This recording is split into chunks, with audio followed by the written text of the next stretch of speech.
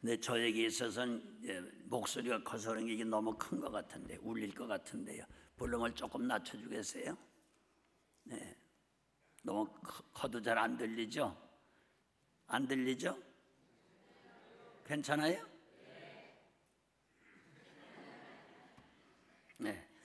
한번 같이 하세요. 초대교회의 부흥과 선교의 산파 역할을 한 신라, 네, 선지 신라. 여러분, 저도 그런 소리를 가끔 들었거든요. 제가 20대 전에 찬송을 부르고 교회를 성경을 가지고 왔다 갔다 하면요, 제 친구들이 그때는 이제 직장을 가고 또 학교를 다니고 그럴 학생 때인데도 사람들이요, 저 최목 싸운다, 최목 싸운다. 목사 가정 교회에서 아무것도 맞지도 못하고 한 일도 없는데 최목 싸운다, 그렇게 얘기하는 사람들이 있고요. 그 다음에 우리 교회 개척하면서 그런 건 아주 종종 경험했는데, 어느 집에 신방을 가게 되면 아들이 밖에 놀다가 집으로 뛰어들어가면서 엄마, 하나님 오신다. 그리고 예수님 온다 그러고요. 또 예배 드리면서 그 부모님이 자기 애기 보고, 야, 이 목사님이 누구지? 그러면 예수님이야. 그러고 또 예수님 어디 있어? 그러면 여기 있어. 그럴 때마다 얼마나 황송하고 죄송한지 알 수가 없어요. 네, 그런데 그와 똑같이 신라라고 하는 사람은 정식 사도도 아니고 선지자도 아닌데, 지금 읽은 성경 가운데 써 있죠. 사람들이 그 신라를 선지자로 불렀다고요. 그와 똑같은 얘기. 그러니까 사도도 아니고 선지자도 아닌데 사도로 불러주는, 사도로, 선지자로 인정을 하는 거예요. 대단한 얘기죠. 그만큼 사도 못지않게, 선지자 못지않게 하나님이 큰 일을 했다, 그런 얘기가 되는 거예요. 우리 신라 선교 회원들도 어디 가든지 아이고 목사님 오셨네, 목사님이네, 그렇게 할 정도로 그렇게 신라처럼 됐으면 좋겠어요. 될 줄 믿고 박수 한번 해드립시다.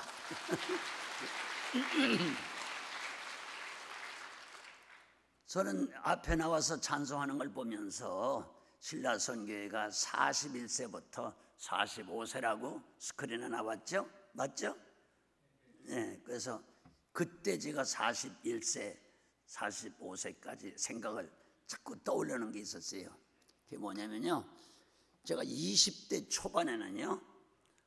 초반에는 하나님이 워낙 은혜를 그때 많이 줬기 때문에 신학교도 가기 전이지만은 너무너무 은혜가 많이 오고 지혜가 오고 막 능력이 오니까요, 이적 기사가 나타나니까 신학교도 못한 사람을 목사님들이 부흥회 오라고 초청하는 거예요. 부흥회.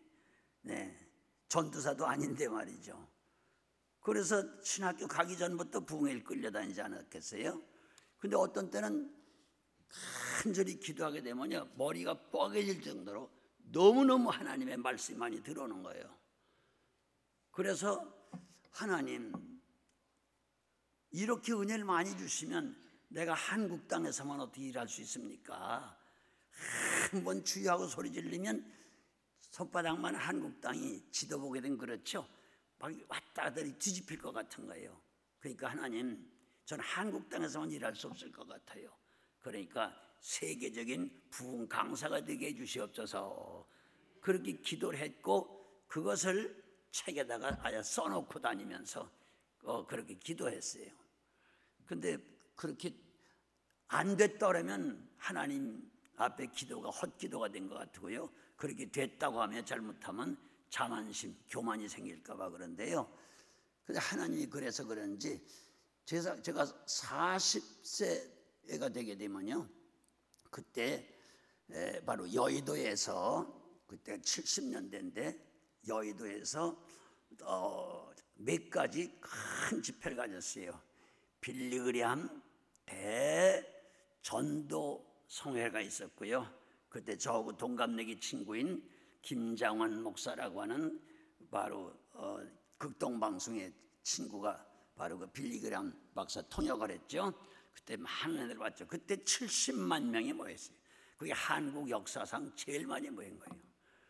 그 다음에 제가 작년에 돌아가신 CCC의 총재로 계시던 김준건 목사님 저를 픽업해 주셔서 참 사랑을 많이 받았는데 별로 일한 것도 없는데 74년도에 또한 큰 집회가 있었어요.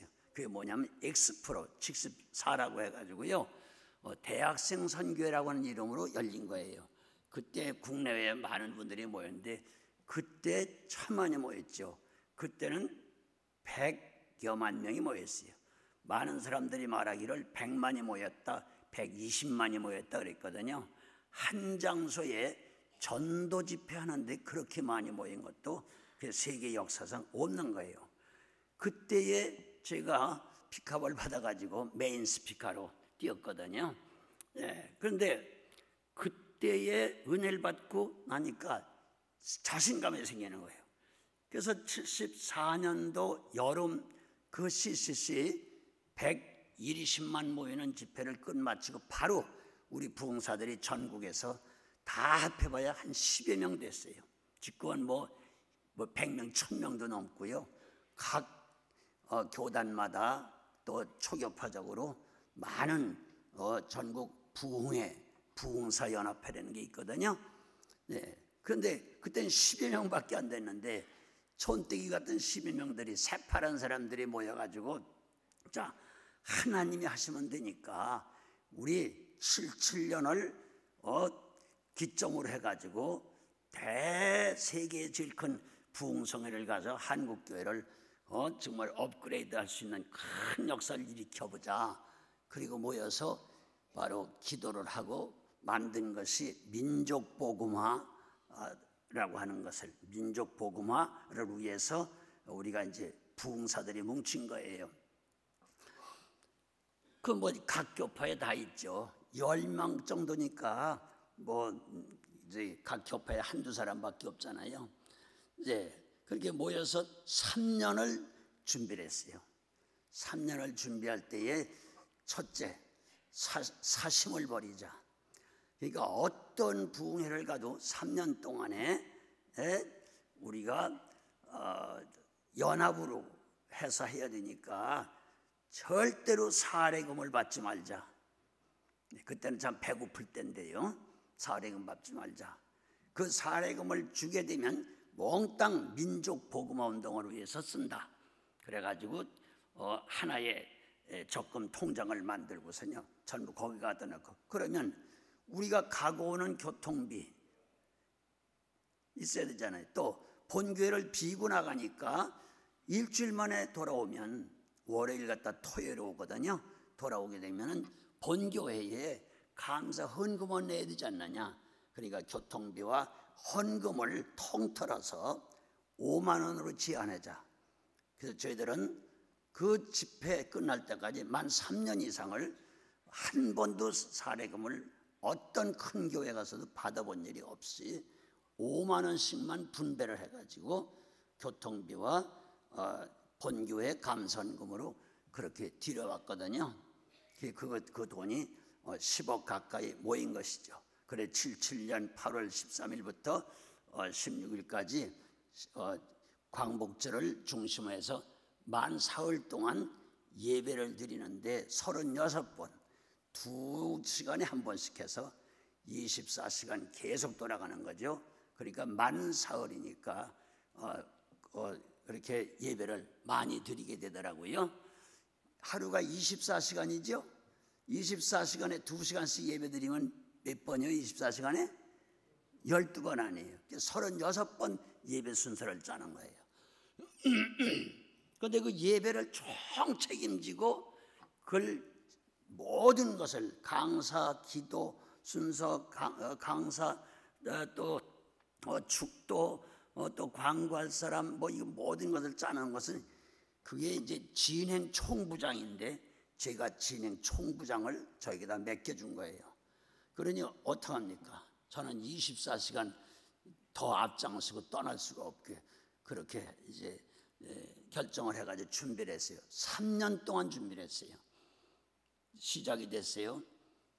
그런데 이것은 반드시 하나님의 마음을 움직여야 되니까, 그러려고 하면 민족 복음화를 위해서 우리가 개인, 자기 자신, 가정과 교회 위해서도 생명을 바치는데, 전 민족을 살리고 이걸 살려서 세계 복음화하자는 세계적인 생명운동을 하는데 우리가 목숨을 안 바쳐서 되겠느냐. 그래서 그때 준비위원장으로 세움받은 신현균 목사님이 40일 금식기도를 생명을 바쳐 한 거예요.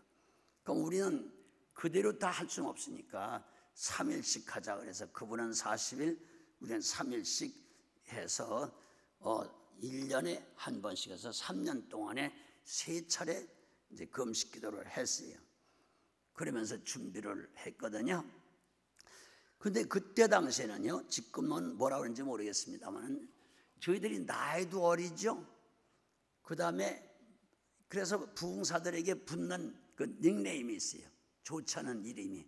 부흥사들은 소리만 지른다, 제자랑만 한다, 간증밖에 모른다, 한 말 또 한다. 그러니까 성경도 세상 지식도 무식하다. 그리고 사례금 좋아하고 돈만 많이 받기 좋아한다. 대접받기 좋아한다. 전부 그런 나쁜 이름이 붙은 거예요. 그러니까 이런 나쁜 이름이 붙은 사람들이 그런 거 한다고 할 때 전국이 움직이게 해서 전국 교회가 안 움직이잖아요. 그렇죠? 그래서 이제 어떻게 자랑이 아니라 할 수가 없어서 이제 대도시마다 부흥회를 하는데, 전주, 광주, 무슨 뭐 부산, 대구, 뭐 대전 이렇게 작게 되면요 10여 명이 한꺼번에 내려가는 거예요. 내려가서 거기 계신 목사님들을 찾아뵈었고 시간을 딱 정해가지고 목사님들 제일 모이기 좋은 시간을 딱 정해가지고요 거기서 이제 하나님 앞에 기도회를 갖고 그 지역 목사님 어른들에게 이 설명을 하는 거예요. 이번에 2번째 했는데 성공했다. 3번째는 우리 부흥사들이 할 테니까 목사님들 협력해 주세요. 그럼 어떻게 하느냐? 그러면 이 지역, 이 도시에 교회를 그저 좀 큰 교회를 여러 개를 좀 우리한테 내주십시오. 그래서 한꺼번에 도시화, 성시화 운동을 하는 거예요. 그 도시 전체를. 그러니까 중간, 서방, 동서남북 이렇게 여러 교회를 이제 같은 날, 같은 시간에 부흥회를 하는 거거든요. 그러면 저 여러 사람들이 한 곳에서 자고 한 곳에서 먹고 이렇게 하는 거예요. 그러면서 자, 예를 들어서 A라고 하는 사람이 저녁 설교를 했다면 그 이튿날은 저쪽에 B라고 하는 교회에서 새벽 설교를 하고 그 다음에는 C라고 하는 교회 가서 낮 설교를 하고 이렇게 돌아가는 거예요. 그러니까 한 교회에서 강사가 여러 번 하는 게 아니라 한 번씩 돌아가는 것이죠. 그게 다 돌죠. 똑같은. 그러니까 그 지역에 있는 교인들이 그때는 부흥이 한다면 사람들이 엄청나게 모일 때가 있다. 어느 교회를 가든지 창문을 열어놔야 됐으니까요. 밖에까지 있으니까. 네. 그래가지고 그냥 한 도시를 발칵 뒤집는 거죠. 그렇게 하면서 그 목사님들을 모셔놓고 대접을 하면서 그러니까 우리 사심 없이 이렇게 합니다. 지금 제가 말씀드린 그런 얘기를 하면서 우리 사례금 1전도 안 가져갑니다. 우리 5만 원씩 결제한 그것만 분배합니다. 네. 그리고 우리 같이 먹고 같이 자지 않습니까? 우리 사심 없습니다. 나라 민족 살려는 데만 관심이 있습니다. 이런 식으로 설득을 해요. 그러면 목사님들이 다 감동이 되고 좋아하세요. 그래서 우리 교회를 써라 그래. 우리 교회를 써라. 그럼 여기서 나오는 헌금은 그 교회에 이제 집사님들에게 목사님이 말씀하셔서 헌금위원이 되어주시고 저희들 손 안 댈 테니까 헌금위원들이 헌금한 것을 결산을 해서 저희들에게 주십시오. 그리고는 그 교회 청소해야죠. 또 수관 사찰 집사님 있죠. 또 거기에 감산금 해야죠. 그래서 그것을 20만 원씩 다 이렇게 분배하도록 그렇게 했거든요. 잘했어요, 잘못했어요? 지금 왜 그 생각이 갑자기 나는지 모르겠어요. 그때다 그 말이요. 신라성의 나이 때. 네. 그렇게 해가지고 전국 도시 방방곡곡 진진 법포 산간 벽진 어천 농천 거의 3년 동안에 다 뒤다시피 했죠. 그러나 본교회는 돌볼 새가 없죠. 가정도 돌볼 새가 없죠. 그렇게 뛰었어요. 근데 지금 와서 후회하는 게 있어요. 그렇게 한다고 뛰면서 아이들이 다 초등학생 때 유치원 때거든요. 우리들 그렇죠. 40대면 30대 후반 40대 다 초등학생 유치원 아니에요. 네? 그런데 걔들을 돌보지 못하고 가정은 그냥 외면하다 보니 게 후회가 되는 거예요. 좀 돌보면서 했으면 얼마나 좋을까 그랬는데 나 같은 미련한 사람들 되지 말으세요. 네? 네, 가정을 돌보고 특별히 자라난 아이들에게 기도해주고 관심을 갖고 그러고선 우리가 민족 보고마 세계 보고마 좋지만은 그보다 더 중요한 기초가 가정 보고만 줄 믿습니다. 이렇게 우리들이 했기 때문에 우리들 자식을 하나님께 맡긴다고 그러지만은 하나님의 자식을 우리에게 맡긴 거지 야 다시 나한테 맡기라 그게 아니잖아요. 그런데 하나님께 맡기고 한다고 하면서 하나라고 가정을 돌보지 못하고 책임을 회피한 그런 사람이 되어버리죠. 근데 그런 사람 그렇게 하니까요 우리 애들서부터 나는 목사 절대 안 된다. 또 우리 딸들은 죽어도 난 목사한테 시집 안 간다. 다 그러거든요. 그래가지고 너무 아빠를 볼 수가 없으니까 우리는 이런 신앙생활을 못하겠다 그래서 교회도 안 나가고 아주 그냥 불신자로 떨어져 나가는 자식들이 꽤 있었다고 하는 것을 말씀드리고 있어요. 저구 신학교에서 같이 강의하던 그 교수 목사님 가운데는요 너무나 가정을 안 돌보니까요 그분은 하여튼 우리가 믿는 사람이니까 이혼은 할 수가 없지만은 그러나 당신대로 주를 위해서 뛴다고 그러니까 난 다른 교회 나가겠다 그래서 바로 이 금호동에 그 집이 있었는데 그 교수 목사님은 교회를 개척해서 열심히 하고 있는데 사모님은 교회를 안 나간다니까. 그리고 나중에 다른 사람이 뭐라 찾고 그러니까 옆에 캐토릭 천주교회로 나가버린 거예요. 주일이면 사모님 천주교회로 나가고 목사님은 자기 교회로 나가고 그랬죠. 네. 또 한 목사님은 열심히 해서 성자 취급을 받을 정도로 그렇게 훌륭한 목사님인데 그분들 자녀들 사남매가 다 미국 사잖아요. 근데 미국서 사는데 제가 거기 미국을 자주 가니까 아니까 이제 그 집에 가보거든요. 또 가게도 해요. 그 집에 가서 뭐 좀 살려고 가게를 가게 되면요 네 자녀가 하나도 교회를 안 나가는 거예요. 그러면 남 복음하는 하고 내 친자식은 복음화가 안 하는 것뿐만 아니라 되지도 않는 거예요. 그 교회도 안 나가는 거예요. 그럴 때마다 굉장히 가슴이 아픈 거예요. 네? 그래도 우리 자식들은 교회나 나가니까 지금 가슴은 덜 아픈데 네. 얼마나 비참해. 이것을 갖다가 하나님께 책임을 돌릴 수 있겠어요? 아니죠. 그래서 그때에 같이 가정과 교회, 이 민족복음화, 세계복음화 운동을 같이 했으면 얼마나 좋을까. 한쪽만 기울어져 가지고 이렇게 지금도 제가 후회를 하고 그러는데요. 그런데 보세요. 놀라운 것은 그때의 부흥사들이 무슨 놈의 재주로 저희들이 이 여의도 광장을 메꾸느냐 그러는데 그때 여의도는 집이 별로 없었잖아요. 그게 비행장이었거든요. 여의도가 얼마나 넓은 비행장이에요. 그런데 저희들도 깜짝 놀랐어요. 여의도 들어가는 마포 다리에서부터 영등포 넘어가는 다리에까지 발 디딜 틈이 없이 꽉 모였어요. 그것을 계산하는데 130만에서 150만까지 모인 거예요.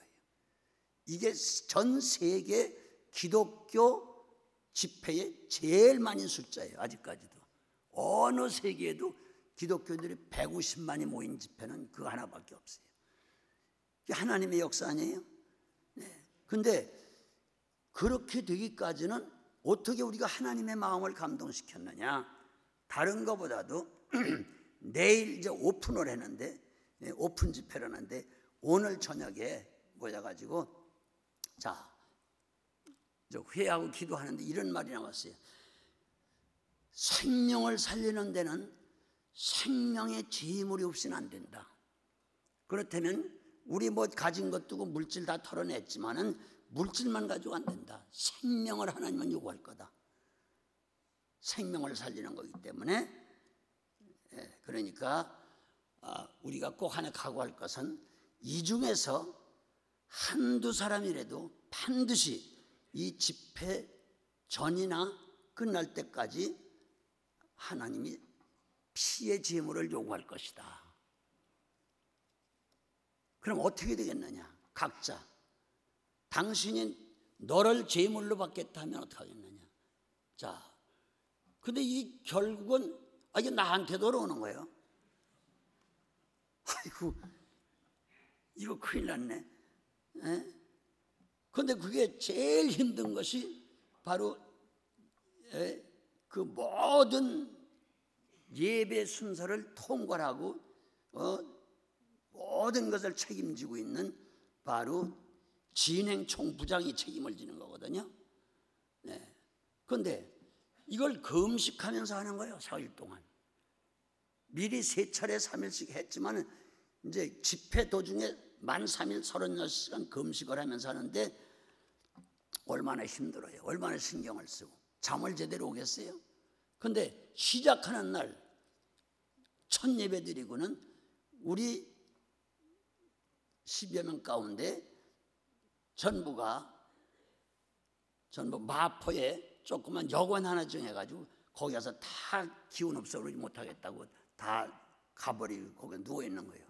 그럼 책임은 나 혼자 져야 되잖아요. 제가 좀 책임자니까요. 제일 힘든 게 뭐냐면 그때는 군사정부 시대거든요.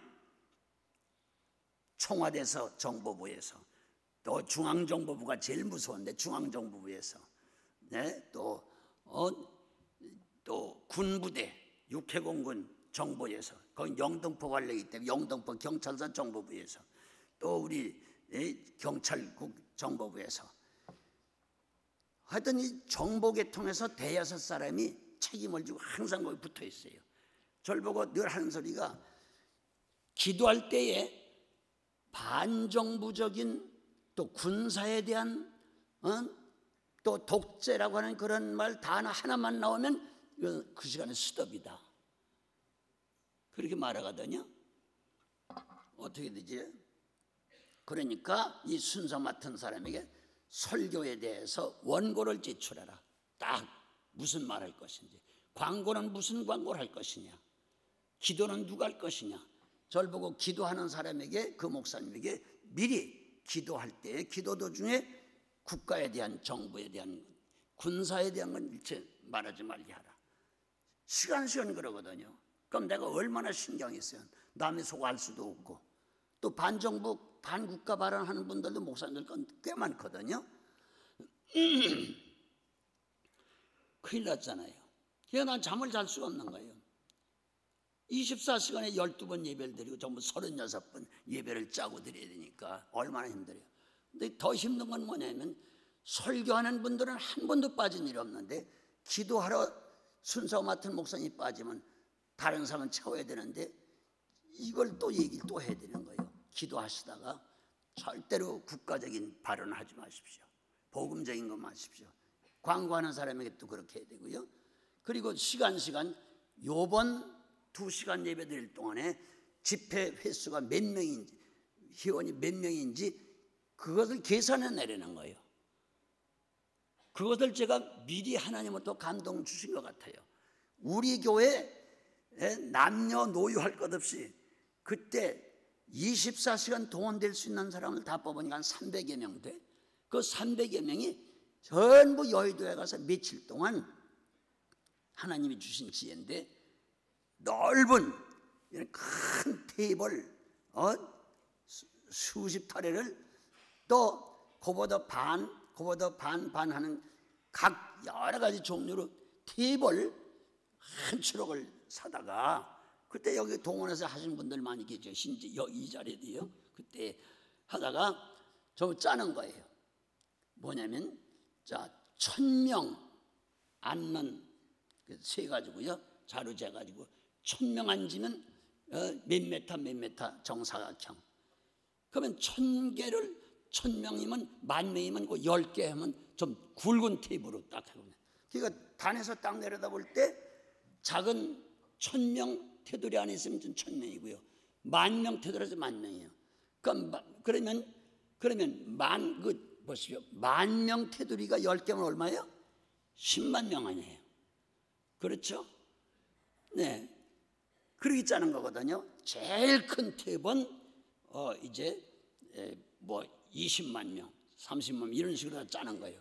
그러니까 이 단에서 딱 보게 되면요, 벌써 몇 틈에 앉아 있다 안 있다 금방 알 수 있죠. 그렇게 해서 즉시 보고하는 대로 그 정보 계통에서 나온 분들이 계속 보고를 해주거든요. 그러면 그 사람들 신경을 곤두세우고 있는 거예요.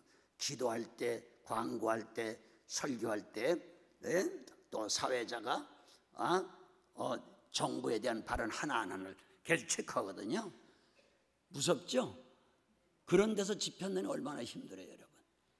그런 발언이 한 번 나온다고 하면 그냥 전부 캔슬시키겠다는데. 그런데 여기에 난 신경 쓰다가요, 하루쯤 쓰니까요, 전부 모든 걸 저 혼자 맡겨놓고 다들 피곤해서 누워있으니까 전부 모든 책임이 저에게 돌아오잖아요. 모든 것이. 큰일 났잖아요. 나는 이젠 이번엔 틀림없이 내가 이제 죄물이 되는구나. 근데 그걸 결의할 때 그 전날 저녁에 어떻게 결의한 거니? 그러면 여기서 몇 사람이 재물이 되든 반드시 이 사람들의 유족을 위해서 어떻게 하느냐, 장례는 어떤 식으로 치느냐 다 결정했어요. 장례는 이 36번 정기 예배 놔두고 잠깐 민족 복음화 장으로 한다. 민족 복음화 장이라는 이름을 딱 붙이고요. 그 다음에 유족들은 어떻게 하느냐, 예배 드릴 때마다 나오는 헌금은 놔두고 별도로 그 장례 예배 드릴 때 유족을 위해서 특별 헌금을 한다. 그것은 몽땅 그 유족들에게 드린다. 그러니까 결정한 거거든요. 그래서 내가 속으로도 좀 계산이 되더라고요. 그럼 내가 가면 얼마나 나올까? 이거 가지고 남편 잃은 또 아빠를 잃은 처자식들이 만족해 여길까, 그런 생각도 나는 거예요. 자, 그렇게 다 결정한 거예요. 그런데 내가 이거 끝마치고 가야 되겠는데 끝나기 전에 내가 도저히 못 견디는 거예요. 참 한숨도 잘 수 없으니까. 생각해 보세요. 하루에 12번 예배를 진행해야 되니까 그 모든 책임을 제가 다 지고 있으니까요. 자, 그런데 뭐 이걸 끝을 내고 죽어도 죽어야했는데 끝을 낼 도리가 없어요. 그때 한참 이단이니 뭐니 막 비방을 퍼붓고 그러는 그런 사람이 하나 있었는데, 그게 바로 우리 성령운동, 민족복음화 준비운동을 같이 했던 조용기 목사라고 하는 분이 이제 못 나타난 거예요.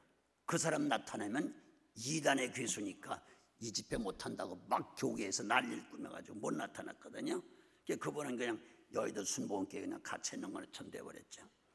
그래서 제가 찾아가서 여보시오, 조 목사님, 당신이 집회를 성공을 빌고 나를 살리려고 하면 내 말 하나 들어달라고. 뭐냐 그래요. 내가 도저히 그 강단에서 누울 수도 없고 앉을 수도 없고 24시간 이렇게 해야 되니까 이거 우리가 결의는 이미 제물되기로 했지만은 끝을 맞아야 될 거 아니냐. 그러니까 나하고 끝날 때까지만도 살아야 되겠으니까 방을 좀 빌려서 나 쉴 방을 그랬더니 빌려주는 거예요? 내 방 다 쓰면 되잖아. 내 침대 쓰고 내 방 쓰고 여기 빚을 다 쓰니까 다 철수하라 그러고 다 철수시켜줘. 그날서부터 그 양반이 그 방을 다 내준 거예요. 그래서 조영기 목사님 침대에서 이제 그 끝날 때까지, 추석할 때까지 내가 10여 일 동안 자고 쓰면서 그 방을 몽땅 제가 썼죠. 그래서 피곤하고 지칠 것 같으면 엉금은 기어가다시피 비틀거리며 가가지고 한 10분 20분 쉬다 나오고 또 쉬다 나오고 하루에 몇 번씩 그렇게 하면서 끝을 마쳤거든요. 그래서 누가 뭐라고 해도 그분은 나의 생명의 은인이요. 만약 그때 그분이 방을 안 빌려줬다면 전 끝까지 이를 깨물고 그걸 진행해야 되다가 아마 끝나기 전에 제가 재물이 됐을 거예요. 네. 그런데 하나님이 그렇게 결정하고 하니까 역사라는 거예요. 여러분 생각해 보세요. 지금 전국 교회가 다 동원돼도요 150만 모일 수 있을 것 같아요? 어디 얘기해 보세요. 모일 것 같아요? 안 모일 것 같아요? 어림도 없어요. 네? 10만 명 모이기도 힘들어요. 그러니까 그게 제가 볼 때는 우리 부흥사들의 뭐 인물이나 무슨 학식이나 무슨 뭐 설교를 잘하거나 은혜를 많이 받는 그게 아니에요. 100%그 10여 명이 제물될 걸 결의를 하고 한 거기 때문에 하나님이 아브라함이 이삭을 잡진 않았지만 잡아바치러 할 때 잡아바치려고까지 한 것을 스톱시키고 양을 대신 잡게 하시고 살려준 것처럼 제물을 받으신 거로 간주하신 거예요. 할렐루야. 그러니까 결단만 내리고 결심만 하게 되면요 안 했어도 한 거로 인정해 주시는 걸 전 알았어요. 아멘. 그런데 이상하죠. 죽고자 하면 살려준다는 말씀이 그대로 이루어진 거예요. 지금도 생각이 이상해요. 결의를 했는데 그때 틀림없이 내가 죽었어야 되는데 어떻게 안 죽었을까?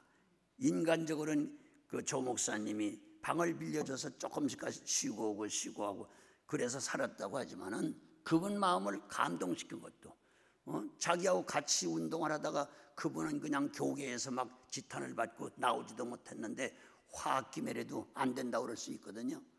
근데 방을 내준 거면 뭐 이 모든 게 하나님의 은혜다. 그래서 그 집회가 아직까지는 전 세계에 기독교 집회는 제일 많이 모인 집회예요. 할렐루야. 나 왜 지금 이 얘기가 나온지 몰라요. 네? 그때에 그러면 하루에 24시간 12번 예배 드릴 때 12번 헌금하잖아요. 헌금이 많이 나와서가 아니라 150만 명 헌금을 하려면요 자루로 100여 자루가 넘어요. 수도 없이 많이 들어오거든요. 그럼 추럭으로 가득 실어야 되잖아요.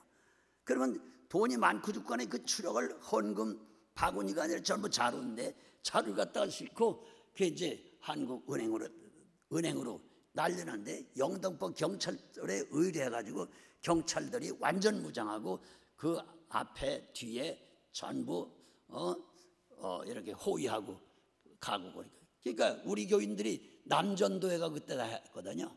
남전도회가 총동원했으니까 하여튼 헌금 날려느라고 고생 무지무지 했죠. 그런데 물어보니까 은행에서 너무 이 숫자가 많고 잔돈이 많기 때문에 셀 수가 없으니까 당신들이 세라고 그래가서 우리 교회 남전도회들은 참 한심도 못 자고 사흘 동안 36번 헌금 날르고 세느라고 고생 무지무지하게 많이 했죠. 네, 우리 남전도의 역사가 그렇습니다. 아멘. 그래도 그 집회 여러분 제일 많이 모였다 그랬죠. 그러면 3번 부흥 집회 80년도에 한국 기독교 100주년 선교 집회 그래서 70년대에 4번 대형 집회를 한 거예요. 그때에 한국교회가 놀라지 마시고 여러분 몇 배가 부흥됐는지 아세요? 그때에 10배 20배가 부흥된 게 아니라 70배 80배가 부흥된 게 아니라 놀라지 마세요. 100배 이상 부흥된 거예요. 생명을 거니까 그렇게 되는 거예요. 그때 확 올라간 거예요. 네? 한국교회가요. 그 10년 동안에 말이죠. 엄청나죠. 네. 여러분 이해가 안 되죠.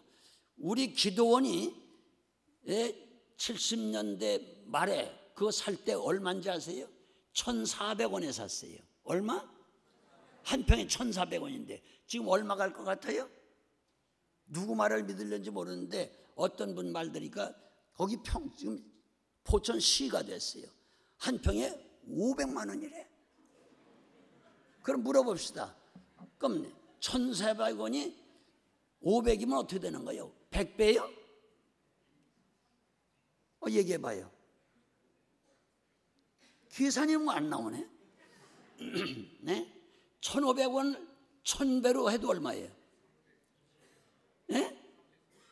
아니 1,500원을 1,000배로만 해도 얼마예요? 이것도 계산이 안 돼요? 1,500만 원이죠. 네?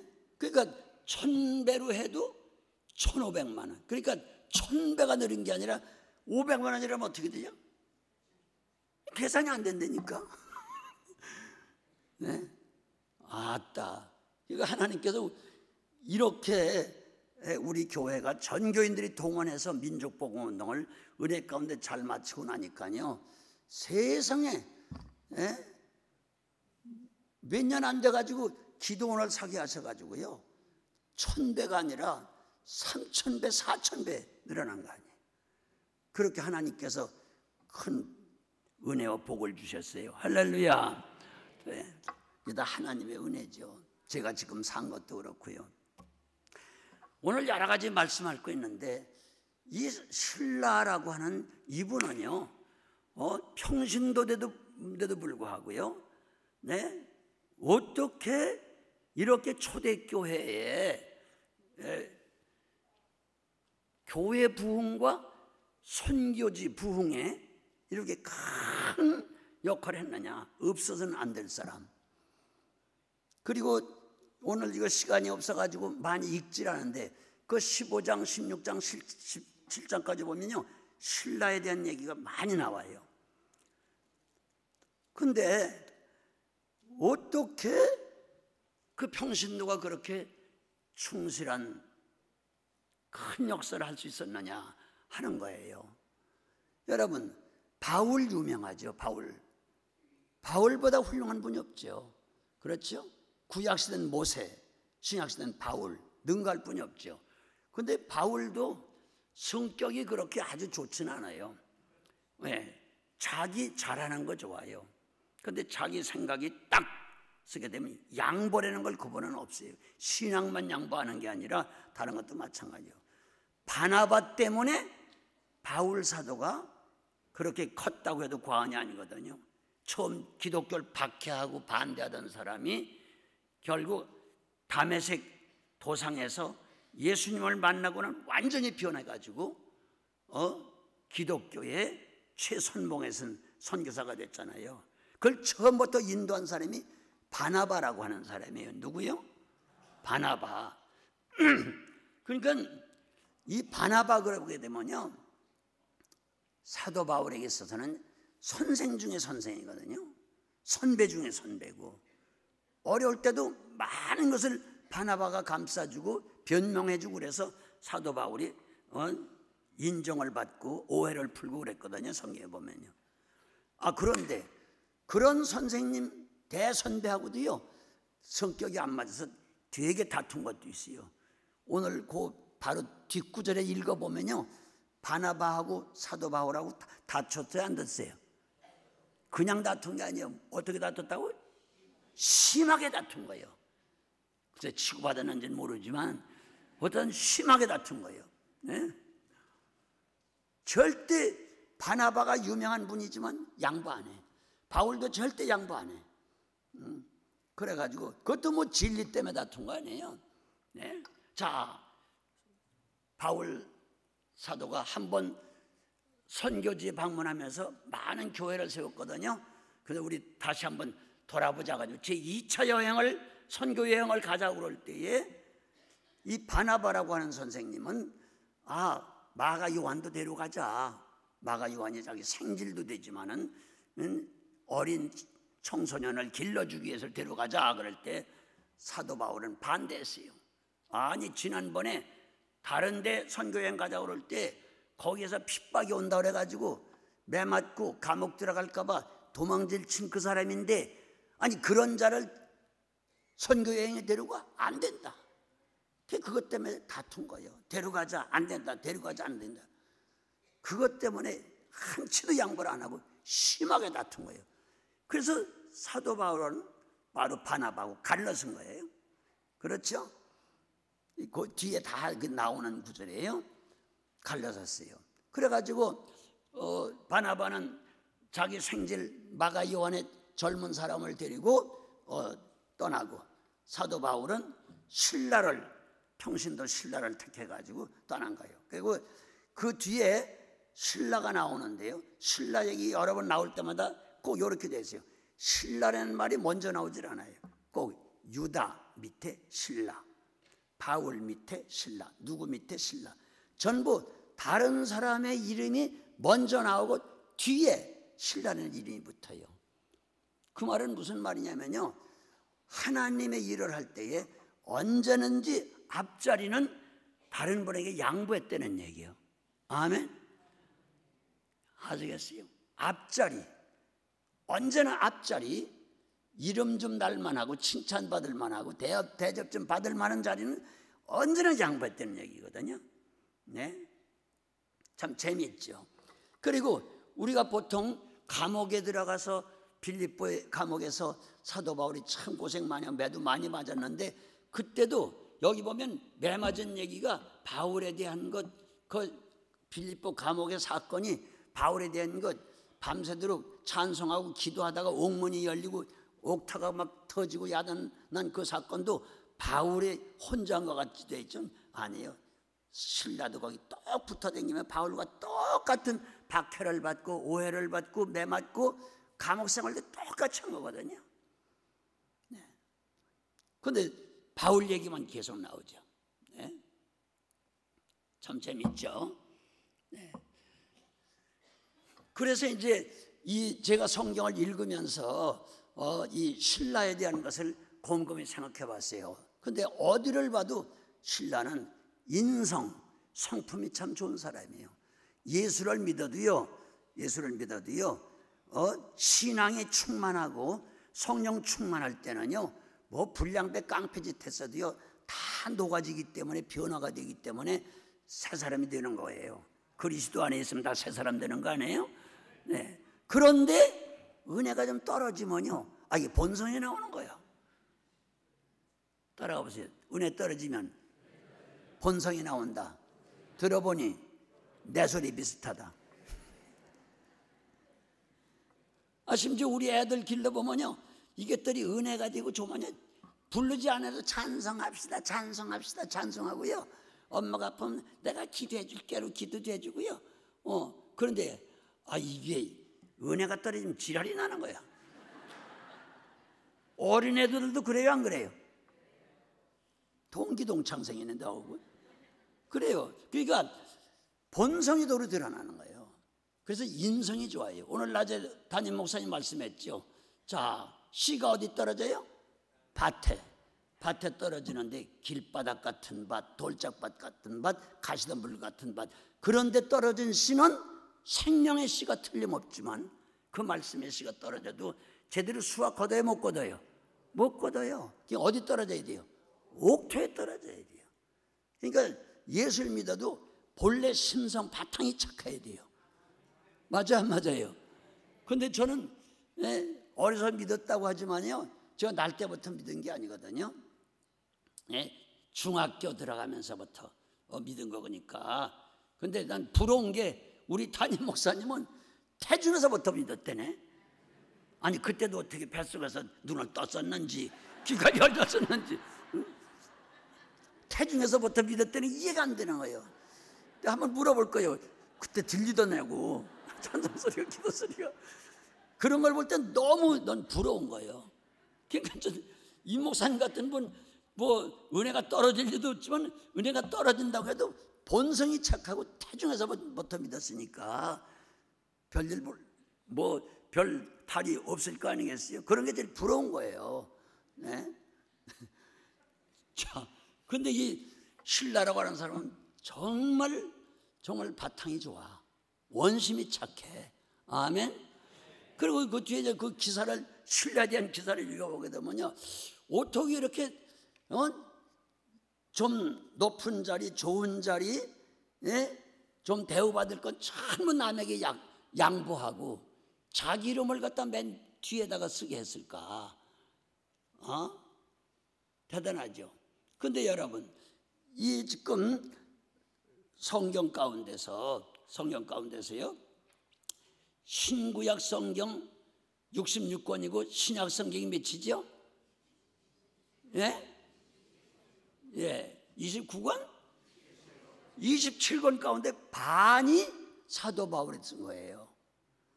근데 물론 성령의 감동으로 썼다고 하지만요, 사도 바울은요, 당신 이름 절대 양보 안 해요. 언제나 당신 이름이 먼저 나와요. 그런데 신라는 언제나 좋은 것은 남에게 양보하는 거예요. 우리 신라 선교에도 그렇게 되길 바랍니다. 양보해야 돼요. 그리고 너무 그걸 좋은 말로 말하면 겸손하다 그러겠죠. 겸손한 건 하나 제가 또 얘기가 나와서 간증 한번 할게요. 어느 나라 어느 선교지 또 목사님들 모인 곳에서 가끔씩 와서 말씀 전해달라고 그래서 가게 되면요, 아니 내가 늙으니까 무슨 말을 전하냐 그러면, 아이고 목사님 그저 지나온 얘기 한 번만 하셔도 은혜가 됩니다 하라고 그래서 하거든요. 그럼 내가 그러죠, 무슨 말씀을 전해줄 건지 먼저 얘기들을 하시오. 뭐 질문할 거 있어요 그러면 몇 가지 질문이 되게 비슷해요. 어느 나라 가든지요. 어떻게 한 교회에서 그 20대에 교회를 개척해가지고 반세기가량을 한 교회에서만 있다가 은퇴할 수 있느냐, 그런 건 들어보지도 못했다, 이런 소리 많이 듣거든요. 근데 전 별거 아니에요. 첫째 하나님이 하신 것이지만요, 하나님이 하신 거지만 교회를 개척하면서부터 철저하게 저에게 맡긴 게 있어요. 이건 내 교회가 아니다. 마태복음 16장 16절 17절 18절에 쭉 보게 되면 신앙 고백을 올바른 베드로에게 너를 반석이라. 그리고 하신 말씀이 뭐예요? 18절에 내가 내 교회를 반석 위에 세우겠다. 아멘. 그러니까 예수님이 예수님의 교회를 세운 것이지 제복교가 제복교 교회를 세운 게 아니잖아요. 그러니까 언제든지 이 교회는 주님이 세운 주님의 교회, 주인이 철저한 예수님이기 때문에 주인이 저쪽으로 가라 이쪽으로 가라 이거 이래라 저거 이래라 하면 종은 순종만 하면 되는 거예요. 근데 무슨 뭐 내가 개척을 했네, 내가 세웠네, 내가 헌금을 많이 해서 뭐 건축을 잘했네, 피땀 흘려 했네, 그걸 어떻게 얘기를 해요? 그런 생각을 절대 할 수가 없어요. 그럼 종놈이 아니라 지가 주인 아니에요. 그렇잖아요. 집을 짓는 건 누가 져요? 목수가 짓죠? 목수가 다 져놓고 이건 내가 졌으니까 내 집이오 하고 들어앉으면 그 도종놈 아니야? 100% 지가 졌지만 어떻게 이게 목수의 집이요? 주인의 집이지. 맞아요, 안 맞아요? 그냥 그런 상상도 할 수 없는 얘기들을 하는 거예요. 개척한 분이, 그렇게 교회를 세운 분이 어떻게 뭐 이런 소리, 그건 성경하고는 맞지 않는 얘기거든요. 그러니까 성경 말씀을 바로 알면 되겠죠. 그 다음에 또 한 가지, 만날 교회를 비고 뭐 민족 복음한다, 부흥한다, 뭐 선교한다 돌아다니는데 어떻게 교회가 적든 크든 대부분 말썽이 나고 금이가 있는데, 무슨 금이가 안 나냐 그러면 뭐 우리 교회만 해도 담임 목사와 부목사들 사이에 뭐 금이가 있고, 또 같은 장로님들끼리도 금이가 있고, 또 무슨 뭐 장로패 목사패가 있고 권사패가 있고 뭐 개척한 분들 패가 있고 뭐가 있다고 뭐 돈바닥 갈라갔던 얘기들 많이 하거든요. 근데 어떻게 한국중앙교회 당회원들끼리 싸웠다는 뜻을 못 듣고, 장로님들하고 최 목사 담임으로 있을 때도 뭐 투쟁했던 말도 못 듣고, 근데 도대체 어떻게 조용하고 금이 실금 하나도 없이 평화롭게 지내느냐, 이상하다는 거예요. 자기네들은 교회를 2주간만 비면 불안해서 못 견딘대요. 세 주간만 비면 틀림없이 교회에 문제가 생긴다는 거예요. 근데 어떻게 제 목사님 맨날 비고 다니는데 그러냐? 그래서 내가 그러죠. 당신네 교회 누가 목해요? 아, 내가 하죠. 그래? 당신이 그럼 주인이네? 아, 그럼 누구예요? 내래죠. 그러지 마. 교회는 누가 세웠어? 얘기해봐요. 주님이 세웠어요. 누구 교회예요? 그럼 누가 목회해야 돼요? 주님이 목회해야 돼요. 왜 사람이 하려고 그래? 하나님을 위해서 일하는 건 하나님께 맡기는 게 일이요. 믿습니까? 맡긴다는 말은 믿는다는 얘기예요. 믿으니까 맡기는 거 아니에요. 안 믿으면 누가 맡겨? 그럼 하나님께 맡기지 않고 이건 내 교회니까 내가 해야 된다, 내가 봐야 된다, 내가 하면서 항상 그러게 되면 이건 믿는 거예요? 하나님을 안 믿는 거예요? 맡기는 거 안 믿는 거예요? 안 맡기는 거 아니에요. 그러니까 하나님께 네가 주인이네, 그럼 네가 해. 그러니까 인간이 교회 일은 하나님의 일인데 인간이 하나님의 일을 어떻게 해? 내 인간 일도 못하는데. 그냥 그러니까 간단해요. 답변은 하나님이 주니까 하나님이 하게 해라. 네가 세웠느냐? 네 거냐? 그 하나님께 맡겨. 어려운 일 있으면 또 주를 위해서 하는 것은 다 믿고 맡기라고 그랬잖아. 맡겨. 자기가 하려고 그러니까 안 되지. 하나님의 손을 떼는 거예요. 아니, 네가 나보다 잘해? 그럼 네가 해. 주님 손 뗀다 이거예요.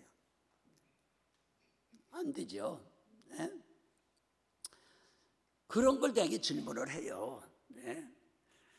근데 나는 지금까지요, 그 옛날에 부흥사들 12명 되어 있을 때 그때 전국 부흥사 협의라고 하는 걸 우리가 만들었어요.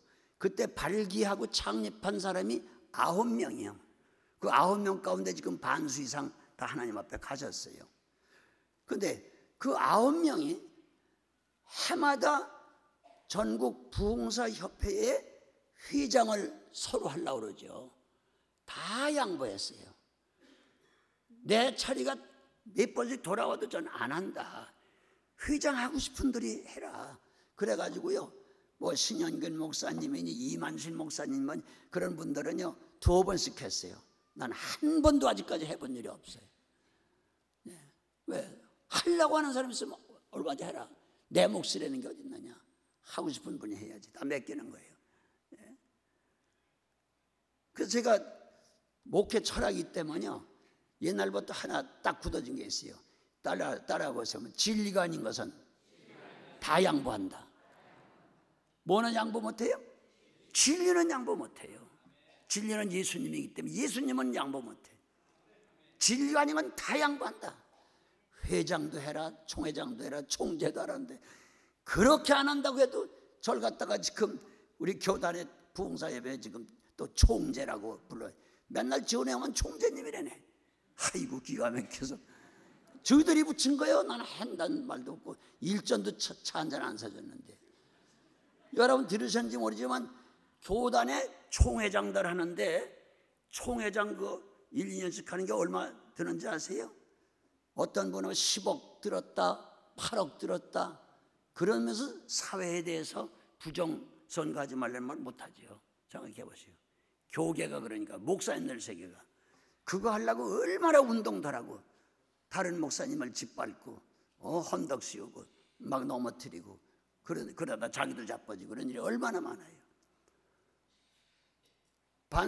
반세기가 아니라 사반세기. 그렇죠. 25년, 24년 사반세기죠. 사반세기 전에 제가 너무 필요해가지고요, 눈도 못 뜨셔서 방 안에 들어놓여 있었거든요. 근데 총회를 한다고 자꾸 안 나갔다니까. 그러니까 목사님들, 장로님이 여러분이 나 누워있는데 방에 들어오셨어. 오셔가지고 빨리 모시고 오라니까 가자고. 아니 내가 이렇게 몸이 아픈데 어떻게 하냐니까 그러면 가면 된다고. 그래서 하도 그래서 제가 붙들려가지고 차 타고 총회석에 딱 가니까요, 총회 직전 총회장이 사회를 보면서 저기 최목규 목사님 지금 몸이 불편하시더니 지금 모셔왔습니다. 자, 총회장으로 우리 기립박수 합시다. 그래가지고 들어가면서 기립박수 받은 총회장 된 거예요. 투표도 한 일도 없고 난 총회장 상상도 할 수 없는, 총회도 찬성 못하는 사람을 끌어다 놓고 난 한 번 하기도 힘든데 그것도 2번씩 맡긴 거예요. 근데 이제 그것도 문제가 생겨요.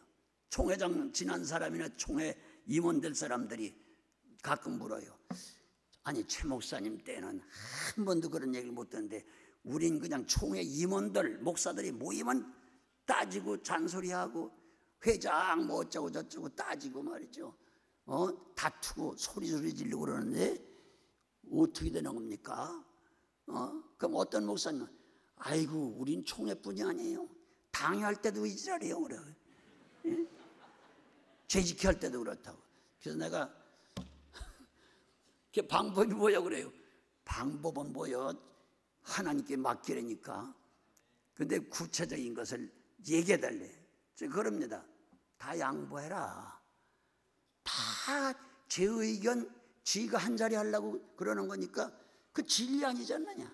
패러다임은 전부 양보해라. 진리만 양보 안 하면 된다. 네? 그리고 어떻게 총회 임원들 노회장 모임 기라성 같은 분들 모임 같은 때 한 번도 몇 대 몇이 없고 99대 1도 없고 어떻게 만날 만장일치가 되느냐. 싸우지도 않는데. 근데 그런다고요. 여보 부인들 대접을 좀 해요. 어떻게 하는 거냐. 무슨 회를 하든지 제가 총회장 되면서 여러분들이 나에게 총회장을 맡겼으면 이제 내 말대로 할 겁니다. 그래가 박수 치고 그렇게 하라는 거예요. 좋다. 그래서 첫 임원회 모일 때서부터 빨리 사모님 모셔와라. 그래서 사모님들을 다 모셔오는 거예요. 그럼 사모님들은 그런데 참석 못 해봤거든. 총회 임원회 같은데 참석하면 좋다 그래요. 그럼 잘 잡숫게 해드려. 그리고 회의를 사모님들 모셔놓고 하는 거예요. 근데 남자들이 그렇게 속썩이고 소리 지르고 핏대를 올려도요 부인들 앞에서는 꼼짝도 못하는 거야. 잭도 못 써요. 난 그렇게 회의를 많이 했어도 사모님들 모셔놓고 회의할 때 어떤 목사님 한 번 신경질 부리는 걸 못 봤다니까. 방법이 그렇게 간단한데. 예? 그래서 전국 노회장 회의하면 많이 모이잖아요. 그때 사모님들 반드시 부인 동행 안 하면 난 그 사람 자격 안 주겠다. 임원 자격 안 주겠다. 회의 참석도 하지 말아라. 꼭 부인하고 동반해라. 그러면 부인들은 너무 좋은 거예요. 그래서 사모님들한테 많이 얻어먹기도 했어요. 언연히 불러주니까 회의만 하면. 이제 아셨어요? 네? 우리 교회도 당회원들 가운데 투덜대는 사람이 있으면 꼭 부인을 불러놓고 해봐요. 그러니까 언제나 만장일치야. 난 여자들 앞에서 그렇게 쪽도 못 쓰는 건 처음 봤어, 남자들이. 네? 그래서 이 신라라고 하는 사람은 모든 걸 양보했구나. 아멘. 누구든지 제 이름 내고 싶잖아요. 더구나 성경에 이름이 기록되는 건데 얼마나 굉장한 거예요. 그래도 하나 탈 없이 다 누구 다음에 꼭 신라라고 나오죠. 신라 다음에 누구는 없어요. 맨 밑에 꼭 자기 이름이 붙어요. 할렐루야. 네. 너무너무 감사한 거예요. 그래서 4시가 넘었나 봐 이제. 어쩔 수 없이 끝마쳐야 되겠네.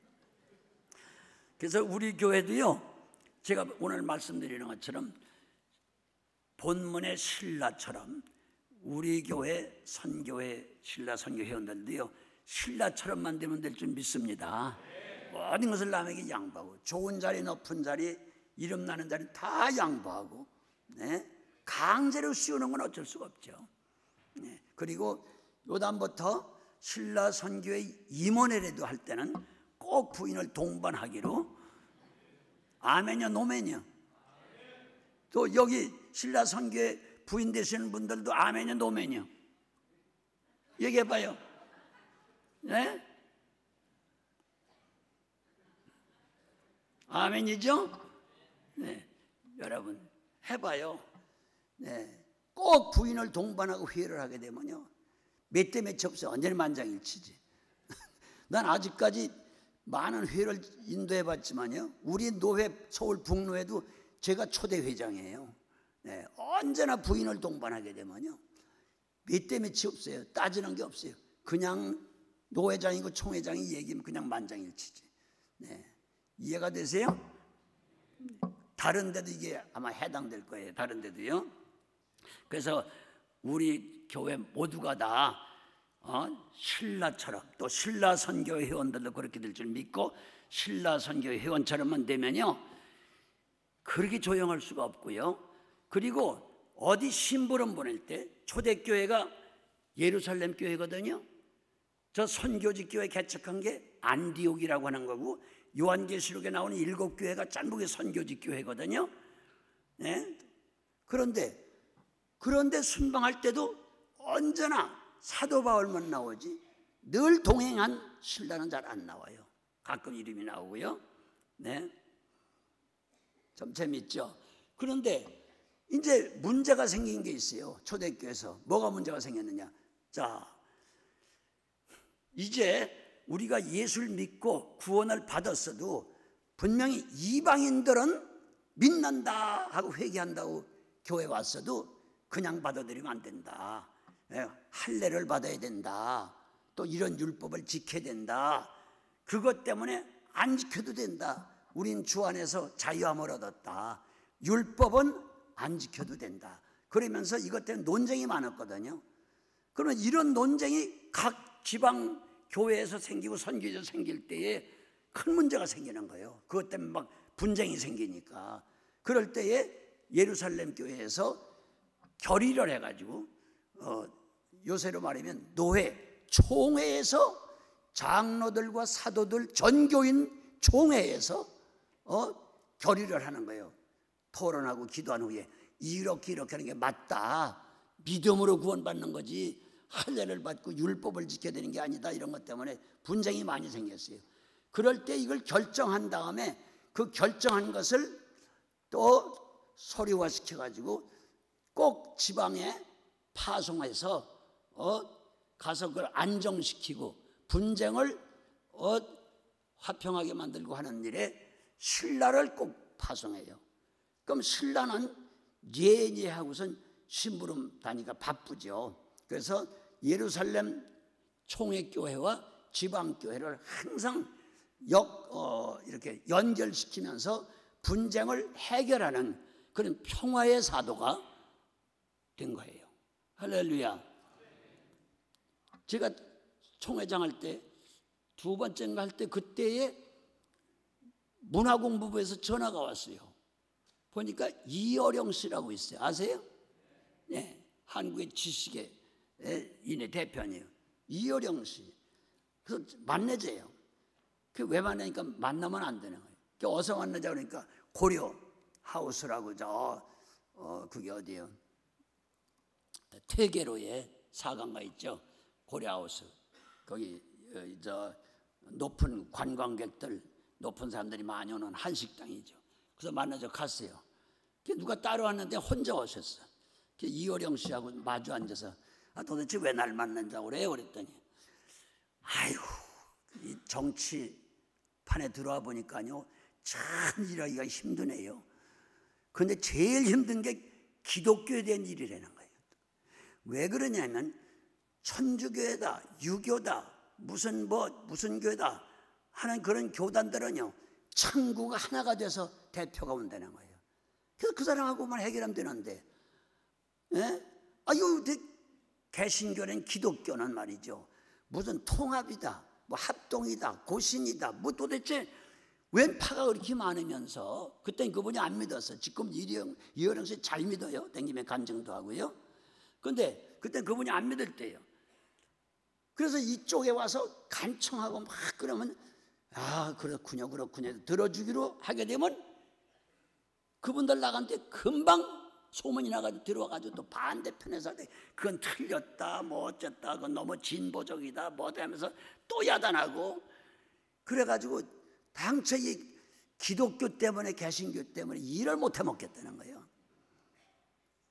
그런데 그것 때문에 왜 제가 싸운 것도 아닌데 저를 불렀습니까? 그랬더니 그래서 이걸 어떻게 해결하느냐 그랬더니 진보주의 측하고 보수주의 측하고 이게 크게 갈려 있는데 이것이 합의가 안 되면 안 되는데 이것을 마주대 놓고 흉금없이 털어놓고 합의할 수 있는 교단이 어디냐 그러니까 대신측 교단이라고 다 그렇게 결론이 났다는 거예요. 그럼 대신측 교단 목사님을 다 부를 수도 없는데 어떻게 하면 되냐 그랬더니 아니 사람들이 말하기를 그 교단에 죄송한 얘기 이건 자랑이 아니에요. 최복교라고 하는 목사를 부르면 될 겁니다. 그래서 그래요. 어떻게 제가 된다는 거예요? 제가 왜 양쪽 교단에 난 소속도 안 됐는데 왜 두 싸움을 내가 어떻게 하란 말이에요? 그랬더니 브릿지 역할을 해주시오. 브릿지라고 하는 교량 다리 역할을 해달란 말이에요. 그분 얘기는 감명 깊게 돼서 보십시오.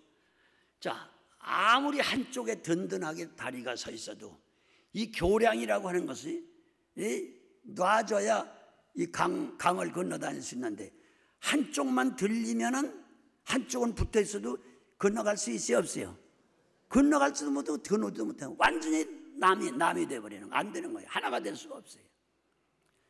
그래서 이쪽에 닿은 것처럼 저쪽도 닿아야 되거든요. 이것이 대신측밖에 안 된다는 거예요. 거기다가 제 이름을 갖다 전부 된다는 거예요. 그러니까 최복교라는 목사님을 딱 가운데 세우면 그 사람은 어느 진보주의고 보수이고 어디든 통하니까 그분을 갖다가 교량 역할을 하게 해주십시오. 그래서 그 결론을 얻고 난 그전에 그 이어령 씨 말은 들었지만 만나본 일이 없어요. 그래서 저를 뵙자고 했다는 거예요. 그렇다고 아주 그냥 진성차를 차려놓고 한 2시간 얘기를 했어요. 이 교계라는 게 이렇고 장관님이 예수를 안 믿으니까 여러 가지 어렵고 힘들고 근데 왜 기도 많이 하고 잘 믿는 데는 개신교 기독교에서 이런 양쪽 진영이 생겨가지고 어려움을 당하는 거 전 충분히 이해가 됩니다. 그건 상관없어요. 그럼 이어령 장관님 말씀 잘 들었으니까 제가 어느 쪽을 가든지 한번 화목을 시켜보겠죠. 보겠습니다. 그러고 기도하고 해줬어요. 여러분 이건 자랑이 아니고 그래서 그런지 우리 교단은 저를 비롯해서 어느 교단에도 싫어하는 분이 없어요. 그런데 임 목사님은 또 더 좋아하네. 그러니까 한국교회를 하나로 통일시킬 사람. 아멘. 뭐 보수고 뭐 진보고 어디나 양쪽이 다 닿을 수 있는 이 교량 역할을 할 수 있는 것은 바로 우리 교회가 해야 되지 않겠나. 아멘. 근데 바로 그게 신라예요. 바로 성경에. 아멘. 이방교회 선교직교회와 예루살렘 본교회를 언제나 교량 역할을 하시면서 그 문제를 해결해 간 거예요. 아멘. 뭐 우리 교회는 그런 일이 없겠지만 우리 교회 안에서뿐만 아니라 가정에서 그런 어려움이 오든지 또 교계에서 어려움이 오든지 직장에서 어려움이 오든지 언제든지 우리 교회도 신라 선교회만 불러대면은 다 해결될 줄 믿습니다. 아멘. 네. 그래서 그런 겸손한 우리 신라 선교회 또 신라를 담는 신라 선교회 또 우리가 다 성경의 신라와 같은 그런 성품과 그런 마음 그런 신앙을 가졌다고 하게 되면 분쟁도 있을 수도 없고 항상 평화가 넘칠 줄 믿습니다. 아멘. 우리 합심해서 한번 기도합시다. 우리 신라선교회 회장 임원들과 회원들을 위해서 또 신라선교회 부흥을 위해서 성경의 신라와 같이 되게 하시고 우리들 성경의 신라와 같이 그런 사람들이 되게 해 주시옵소서. 모든 걸 양보하고 진리가 아닌 건 다 양보하고 남을 높이고 언제나 자기는 그 그늘 밑에서 이름도 없이 빛도 없이 일할 수 있는 그런 겸손한 제들 되게 하옵소서. 기도합니다. 하나님